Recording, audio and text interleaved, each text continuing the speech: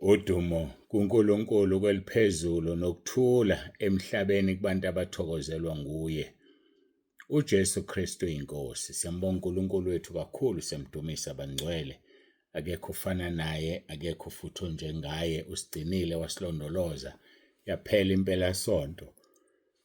Sangena-ke kulolu suku lanamhlanje lwangomsombuluko. Siyabonga kakhulu. Lokhu sigcinane ngolesine kule ngosi.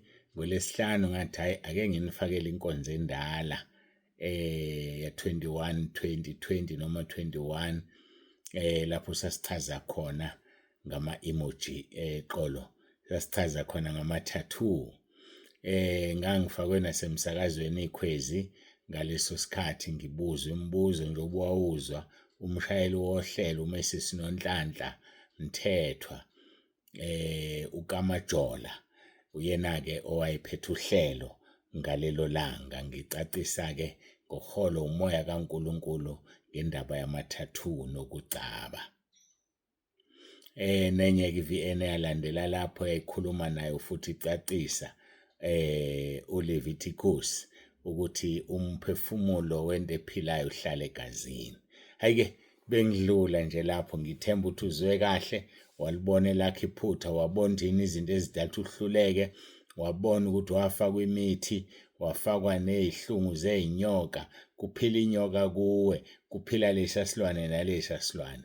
Uwena-ke owaziyo, mina angazi. Kodwa woza sizoyithetha indaba. Ngithandaza uJesu akukhulule ngoba sikhuluma ngoJesu okhulula naye. Sibonge kakhulu-ke besiseglenko ngomgqibelo, saphatheka kahle kakhulu. Ngiyethemba ukuthi nizilalelile inkonzo noma-ke abaningi bephumile.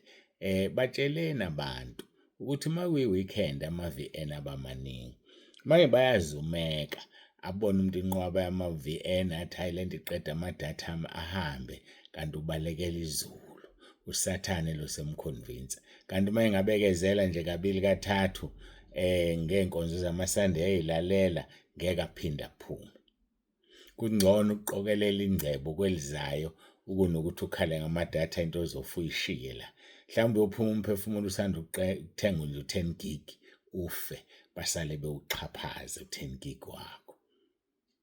Kanti ukuba ubulalela iy'nkonzo ubungeke ukhalele. Hayi-ke izolo-ke besisekhaya. Uxolo besisekhaya singaphumile, siyambonga kakhulu uNkulunkulu. Yahamba kahle kakhulu inkonzo. Ngikholwa ukuthi ey'ndaweni zonke inkonzo ihambe kahle. Ngiyawabona ama-report ayangena, angakawa-athendi ngenxa yezimo engibhekene nazo. Ngizo-athenda manje ama-report aqhamuka kubefundisi. Ngikade ngigcinile ukulalela i-VN yami engangikhuluma kuyo.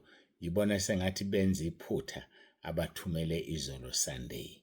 Sathi kuthunyelwa namhlanje njengoba bonke bethumele namhlanje. Siyambonga uNkulunkulu wethu kakhulu, siyamdumisa. Angazi kade ngigcinile ukulalela, angazi ngempela ukuthi ngangitheni. Angazi mhlawumbe ngithola ithuba ngizoqala before ngivula ama-VN ngilalele. Nokho-ke ngilindele nabantu babhukhile abafanele bafone, ngibalindile kakhulu. Angazi-ke kwenzakaleni obekufanele angifonele ngo-12:30 akazange aqhamuke. Ngo-12:30 wale Bizana Eastern Cape, akazange aqhamuke. Akulutho-ke nokho, nginomsebenzi omningi kakhulu, bengibhizi. Ngale kwalokho-ke asingene enkonzweni yethu yosuku lanamhlanje. Ngingcono kakhulu emkhuhlaneni, ngingcono kakhulu. Asiguqe sikhuleke sibabeke bonke abaseyibhedlela ngendlela eziningi ezahlukeneyo. Abanye basema-theatre, abanye basanda ukuphuma, abanye basanda ukungena, balinde ukungeniswa e-theatre nezinto ey'ningi ezikhona, inkinga esibhekene nazo. Abanye bashonelwe, abanye badinga ukududuzwa. Uyedwa umduduzi, umoya ongcwele, umoya kaNkulunkulu. Uyena okwazi ukududuza. Hayi-ke ngicabanga ukuthi kungaba kuhle siguqe sikhuleke singene enkonzweni yethu yosuku lwanamhlanje. uJesu Kristu inkosi.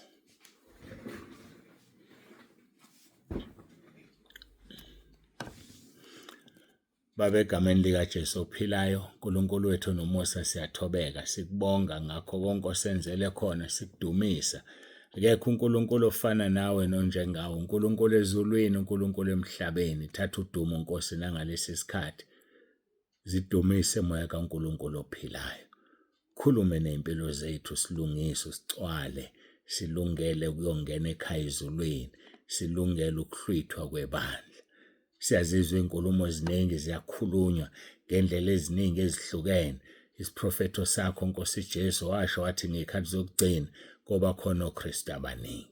Siyabezwa baqhubeka bayavumbuka, bazibize ngoJesu, bathi bona bagibele obani, ibona abahlezi kobani. Oh Nkulunkulu wami onomusa, usuwonishile, you warned us about these times. Usitshelile ngalezi y'khathi zokugcina. Sisize sihlale ezweni, sazi ukuthi wena uNkulunkulu ophilayo. Noma kuqhamuka ini, kuyasiqinisa, kusibonisa ukuthi izwi lakho liphelele, izwi lakho lingcwele, izwi lakho liyafezeka. uJesu Kristu inkosi. uJesu Kristu inkosi. uJesu Kristu inkosi. Amen.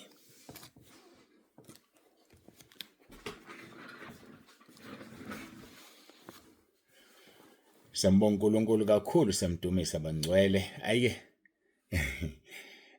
ngicabanga lento ebengiyithandaza. Bengikhuluma noNkulunkulu uqobo lwakhe, ngikhuluma neNkosi uJesu, ngikhuluma noMoya oNgcwele. Angifuni ukunitshela lento le ngikhuluma ngayo ibikuphi kusiphi isiteshi, nizonakala ingqondo, kodwa bakhona uJesu. Ngizoyishiya nje kanjalo. Bayizwile abanye, bayibonile abanye, abanye abayibonanga, kodwa uJesu bayanda. Mina ngamangala masekhona noJesu besifazane. Hayi, sithisho sezulu ngoyixoxela amagoba bethobana. Hayi kulungile. Ake sibheke izwi lenkosi Marko chapter 11 verse 24. Ukukhuleka nokukholwa. Ukukhuleka nokukholwa. Lezi zinto zombili kukhulu kabi ukuthi uzihlukanise. Ukukhuleka nokukholwa. Verse 24, Marko chapter 11. Ngalokho ngithi kini konke nikukhulekelayo, nenikucelayo, kholwani ukuthi nikwamukele, niza kuba nakho. Konke nikukhulekelayo, nenikucelayo, kholwani ukuthi nikwamukele, you have already have, niza kuba nakho. Ngangalithinta sisanda uqala ngalesihloko lelizwi, liyavuka nje uMathewu chapter 21 uverse 22. Othi nakho konke eningakucela ngokukhuleka, nikholwe, niyakwamukeliswa. Nakho konke eningakucela, nikhuleka, nikholwa, niyakwamukeliswa. Umuntu okholwayo angikwazi ukumchaza, ngoba ziningi izimpawu zomuntu okholwayo. Umuntu okholwayo uyalenza izwi. Umuntu okholwayo uyahlala ezwini. Angimazi umuntu othi uyakholwa kodwa izwi akahlali kulona. Umuntu athi uyakholwa akazwani nokufunda iBhayibheli. Umuntu athi uyakholwa akazani nokukhuleka. Ngoba lezi zinto ziyahambisana. Uthini uJesu kubantu abakholwayo abahlala ezwini? John chapter 15 verse 7. Uthi uma nihlala kimi, namazwi ami ehlala kini, niyakucela enikuthandayo nikwenzelwe. A simple method. Awuhlale kuJesu. Ukuthi uhlezi kuye uzobonala ngoba amazwi akhe ehlezi kuwena. Wena hlala kuye, amazwi akhe ahlale kuwe. Ahlala kanjani amazwi na? Ngoba uyalenza izwi. Uyalenza. Ngiyamthanda uJohn 7:38 othi okholwa njengokusho kombhalo, esiswini sakhe kuyogobhoza imfula yamanzi aphilayo. Esiswini sakhe kuyogobhoza imfula yamanzi aphilayo. Okholwa njengokusho kombhalo. So ayihlukani lento. Uma ukholwa uyazwana nezwi. Mawuzwana nezwi uyaphendula umkhuleko wakho. Kodwa uma ukholwa uphikisana nezwi, umkhuleko wakho awuzophendulwa. Ngoba izwi lingulizwi uqobo lwakhe. So udinga ukuthi mawukhuleka ukhulume ngolizwi, ukhulume nolizwi. Ayangazi uma ungizweleni. Ukhuluma ngaye, ukhulume naye. Masithi ukhuluma ngaye, you speak through the word. Umkhuleko wakho ufanele kube nezwi. Ngaleso sikhathi usuke ukhuluma nolizwi. Ngaleso sikhathi umkhuleko wakho usuke uphendulwa. Hawe madoda. Abantu bayeke imethod elula kangaka yokuxoxa noNkulunkulu. Uma sihlala kuye namazwi akhe ehlala kithi, siyocela esikuthandayo sikwenzele. Asikwenzelwa nje esikuthandayo ngoba sihlala kuye. And abahlala kuye bahlala ngokukholwa. Abahlala kuye bahlala ngoba izwi likubona, benza izwi. Njengoba ngigcizelelile izolo, ngathi sishumayela izwi entabeni, asishumayele enye into, sishumayela izwi ekhaya lezwi. Asikushumayela okunye, yikho kuthiwa ikhaya lezwi. Bazamile abaningi ulishintsha kube ikhaya lamaphupho ngathi akusile lamaphupho leli, ikhaya lezwi. Akulona elamaphupho. So asichaze amaphupho la. Asilethele nje amaphupho akho ukuthi ufuna achazwe. Asikho ekhaya lamaphupho. Sisekhaya lezwi ngoba sifuna ukuya ezulwini. Mawenza izwi, uphila izwi, uzoya ezulwini. Kodwa mawunamaphupho, kuye ukuthi amaphupho akanjani.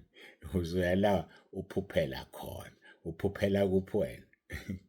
Negama lokuphupha kuthiwa enimbheka usibanibani sephuphile. Uphuphela kuphi-ke wena? Uphuphela kuphi? Akaphupho ezulwini. Uphuphela kuphi wena? Mina ngisho lokho ukuphupha ukuthiwa yazi ubani ngambona. Yeka loya muntu wayenje usephuphe. Umphuphe. Ngibusho lokho-ke mina. Ithi mina uphuphela kuphi? Kodwa ezulwini akaphuphi. Uya-energizeka, uhlale ethola amandla amasha. Umuntu wakhe wangaphakathi wenziwa musha usuku nosuku. Ngokomfanekiso kwaloyo wamdalayo. Mina ngikhuluma ngomuntu wangaphakathi. So-ke, uma wena uhlala enkosini uJesu, uma nihlala kimi namazwi ami ehlala kini, niyocela enikuthandayo nikwenzelwe. Masigqumela kuverse 16, uthi aningikhethanga nina, kodwa mina nginikhethile nina. Nganibeka ukuba niphume nithele izithelo, nezithelo zenu zihlale ukuba noma yini eniyakuyicela kuBaba egameni lami aninike khona. Thela izithelo uzophendula umkhuleko wakho. Uthi uJona umbhaphatisi ebhaphathisa abantu, abaFarisi bethatha ama-shortcut. Nzalo ezinyoka, ubani onibonisa ukubalekela ulaka olukhulu oluzayo na? Vezani izithelo zokuphenduka. Uthi uJesu usikhethile yena, waqeda wasikhetha, wayesesibeka, wasibeka ukuba sithele izithelo. Lezi zithelo esizithelayo, sizithela ngoba siqhume emvinini. Umvino wona uyena inkosi uJesu. Uthi uBaba ungumlimi. So thina masixhume emvinini okuyiwona khona sizothela izithelo ezifanele. Bese kuthi noma yini esicelayo egameni lakhe, uBaba uzosinikeza khona. Ngoba sithela izithelo. Angiphindi uvesi. Aningikhethanga nina, kodwa mina nginikhethile nina, amazwi enkosi uJesu. Nganibeka ukuba niphume nithele izithelo. Niphume, awubambe igama lokuphuma. Niphume nithele izithelo. Isimanga lesi. Abefundisi ozakwethu bashisa enkonzweni, bashisa esontweni. Athi unkosikazi, mayingaba nje bakithi ekhaya. Uphumile uyothela ithelo ngaphandle, kodwa ekhaya azikho. Ekhaya badla ama-orintshi amuncu. Abazalwane enkonzweni bakha ama-orintshi amnandi. Akufuneki lokho, sihlahle esisodwa sithele inhlobo eziningi. Qala ekhaya bese uyaphuma. Qala ekhaya uphenduke ube ubaba ohloniphekile. Yikho izwi lenkosi lithi ogcotshwayo umfundisi akabe ubaba ohloniphekile okwazi ukuphatha umuzi wakhe, ngoba ngeke uphatho kaNkulunkulu ehlulwa kowakhe. Uyashumayela lapho umama useyathi Nkosi yami bazobakhohlisa abantu lo muntu. Lento ayishoyo akayona. Ihlazo lelo. And one day uzokushaya uNkulunkulu uzimuka ekhanda mfundisi wami. Hello zimuka. Phila uqala ekhaya kumama. Akubhekhe esontweni. Kube uyena ibackup yakho ngoba lento oyikhulumayo ufakazi ukuthi uyayiphila ekhaya. Iphile ekhaya. Musuhlukumeza umama webandla.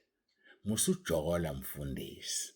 Yeke ukujola ebandleni nangaphandle. Musuphinga mfundisi. Hlala nje enkosini uthembeke kuyona. Nayo izothembeka kuwe. Ubona uJesu engathembeki nje ibandla lakhe alikhuli, branch yakhe ayikhuli, uyisifebe sikamfundisi.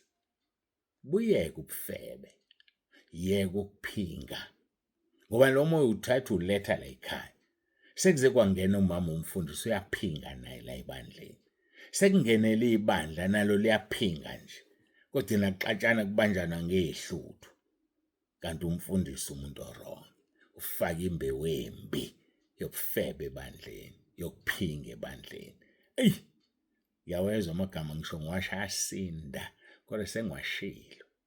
Hayi sengiwashilo. Angigodli mina yami inkembe egazini. Aningikhethanga nini. Yazi bafowethu sesithi ngikhetha uJesu. Cha, umkhethanga. Uyena uthi mina nginikhethile nina. Nganibeka ukuba niphume nithele izithelo nezithelo zenu zihlale. Hayi lezi esikhashana. Zangesonto kuphela emva kwenkonzo usewumuntu uphaqa umfundisi. Emva kwenkonzo umzalwane usewumuntu uphaqa. Uthi ukuba niphume nithele izithelo nezithelo zenu zihlale. Ukuhlala kwezithelo kwenza ukuba noma yini eniyakuyicela kuBaba egameni lami aninike khona. Nginiyala ngalezi zinto ukuze nithandane. Ukuze sithandane bazalwane. So ke asibe nokwazi lento yokuthi konke nikukhulekelayo nenicelayo kholwana ukuthi nikwamukele nizokuba nakho. Siphuma kuMathewu chapter 21 verse 20. Nakho konke eningakucela ngokukhuleka nikholwa niyakwamukeliswa ibafowethu. Siyamukeliswa lento. Konke esingakucela ngokukhuleka sikholwa siyayamukeliswa leyo nto. Siyambonga uNkulunkulu kakhulu. Ake ngiyibambe la. Bese ngigcizelela ngithi mina kusukela kusasa umhla ka14 ngokugcinwa inkosi. Asisezubathumela abantu. Silokhu nje sithina sabantu sesenze njani? Sibanikeza ilink. Mnika ilink umuntu ayingenele. Ngoba bayaphuma labantu benu. Iyangembulela inkosi ukuthi enye yezinto engenza ngisebenzele emuva, ngibhizi ngifakana nabantu, ngisevana nabantu abazophuma. So umuntu sesizomsave mayesecela usizo. Uma ethi nje umuntu ngicela idate okuvuma izono. Ubani wakwabani uhlalaphi ngicela nedolobha lakho. Aqeda ukunginika athola idate okuvuma izono. Athi umuntu ngicela i-account number ngifisa ukukhipha okweshumi. Ngiyabona abantu bayabusiseka ngoba bayabusiseka. Usele wedwa nje wena. Mayesecela i-bank account ubani wakwabani. Uhlala kuphi lithini idolobha lakho ngimsave amaqede ngimnika i-bank account. Noma yenza umuntu into ayicelayo si-trade ngegama. Yebo ke abathanda ukuthi uma bengena bazisho balungile ngiyoba save. Athi mayingena nje umuntu athi hayi ngiyabonga ukungena ngobani okwabani. Futhi lokho kuyokwenza ukuthi ngimamukele. Ngoba nyamanje angikwazi ukwamukela izinamba mina. Ngithi welcome enambeni. Cha, kazi ukuthi umuntu unegama. So umuntu ozishoda ubani wakwabani uzothola inote evela kumina ethi siyakwamukela ekhaya lezwi. Athole nemithetho yasekhaya lezwi. Engikholwa ukuthi nawe umtshelile imithetho yasekhaya lezwi. Mhlawumbe uzofuna ngininikeze niyazi imithetho yasekhaya lezwi. Khona nokwazi ukuthi nikhuluma nithini kumuntu. Ayimningi. i-voice note engeqi ku-3 minutes. Okwesibili, ama-emojis. Okwesithathu, sofuna ngilungise ngoba ngangibhalile ukuthi abantu bangeniswa kanjani. Sofuna ngilungiseke le nto okungenisa abantu. Kusho ukuthi i-welcoming note yami ayisekho up to date. Kodwa nje abantu awusezumthumela wena manje umuntu. Uzovele wenze njani? Umnike i-link ye-group yakho. Hey, uyeza u-group number 2. Group number 2 sefikile kwi-1000. Khona manje uzom-overtake u-group number 1. Ngoba u-group number 1 afike kwi-ceiling, adrophe. Aphinde afike kwi-ceiling, adrophe. Zoke ngiboneke sebebabili becompete. Ubani ozofaka iquality? Ofaka iquality lengezudropha. Ofaka uvuci yilo obuya aphuma, afike kwi-ceiling aphuma, afike kwi-ceiling ngoba ayaphuma. So ngizobona-ke sebecompete u-group 1 no-group 2. Ubani onabantu abazohlala? U-group 3 uyeza. Ayeza u-group number 3. Uyeza u-group number 3. Ngiyamthipha ukuthi ngenzeka abe u-number 3 njengenombolo yakhe ukufika ku-1024. Niyavuma nani? Nidlule u-number 3. Laba bantu bavele bathi 1 2 3 nje kuba ama-best groups 1 2 3 nisale ngaphandle nini. Awukahleni bafowethu, ngenisana abantu. Sekulula ngendlela emangalisayo. Siyambonga kuNkulunkulu. Kusasa ngiqala niyathumela abafundisi bathumelile namhlanje ama-report. Ngisazowa-attenda. uNkulunkulu anibusise, uNkulunkulu abe nani. Sibeka la namhlanje. Siyathemba sisazoqhubeka ngokuvuma kweNkosi. Ngomgqibelo uNkulunkulu esigcinile siseMoya River kwaNdlovu. SiseMoya River kwaNdlovu inkonzo yokubonga eMoya River elokushini. Sisazoyithola-ke imininingwane yonke. Ngisalindile-ke nokuthi mhlambe belinde ukuthi kube umhla 14 bese bengithumelela-ke i-poster mhla ka-14. Kodwa njengamanje sikwaNdlovu eMoya River elokushini. Ngokudinwa inkosi ngesonto siseBergville eBrantshini eNgoba. Sisengoba eBrantshini eBergville ngesonto. Siyambonga-ke uNkulunkulu kakhulu. Siyamdumisa. uNkulunkulu abe nawe. uNkulunkulu akugcine. uNkulunkulu akubiyele. Siyanithanda nonke emakhaya. Masiguqe sikhuleke. uJesu Kristu inkosi.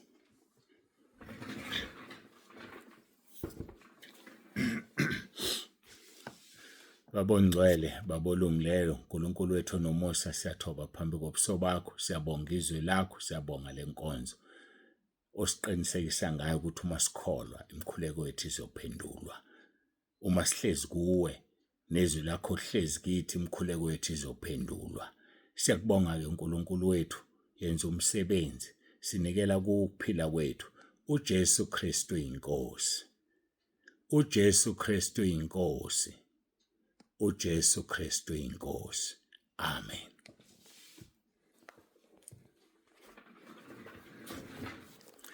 Siyambonga uNkulunkulu kakhulu. Baba uNsibande useyavalelisa. Taka baba ube nosuku oluhle. uJesu Kristu inkosi.